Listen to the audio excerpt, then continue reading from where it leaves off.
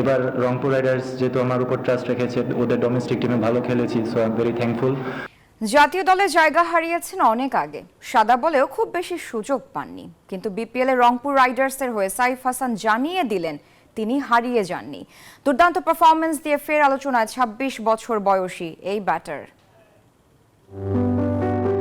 ঢাকার পর চায়ের নগরেও আধিপত্য ধরে রেখেছে রংপুর রাইডার্স। এই ম্যাচে উজ্জ্বল top order batter Saif Hasan.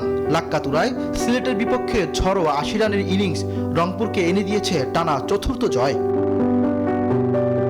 যদিও জাতীয় দলে সুযোগ না পাওয়ার আক্ষেপ থাকলেও নিজের পারফরমেন্স নিয়ে আত্মবিশ্বাসী সাইফ। সাদা বলে খারাপ পারফরমেন্স আসে নাই, আমি তো দেখি না, আমি তো আল্লাহর রহমতে ভালো করছি। প্রিমিয়ার লিগে যখন অপরচুনিটি পাইছি ভালো করছি, বিপিএলও যখন লিমিটেড অপরচুনিটি পাইছি। সঠিক প্যাড আর সঠিক তথ্য দিয়ে এসব সামলে নিব এক হয়ে। Monalisa sanitary napkin. এবার রংপুর রাইডার্স যেহেতু আমার উপর ট্রাস্ট রেখেছে, ওদের ডোমেস্টিক টিমে ভালো খেলেছি, so I am very thankful.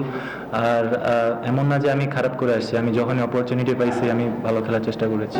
টানা ২ ম্যাচে ২ অসাধারণ ইনিংস। আগের ম্যাচে অপরাজিত ৬২ আর এবার ৮০। তবে শতকের কাছে গিয়েও থামতে হলেও দলের জয়ে তৃপ্ত সাহিব। এছাড়া ক্রিজে থিত হয়ে বলের মেরিট অনুযায়ী শট খেলার পরিকল্পনার কথাও জানান তিনি।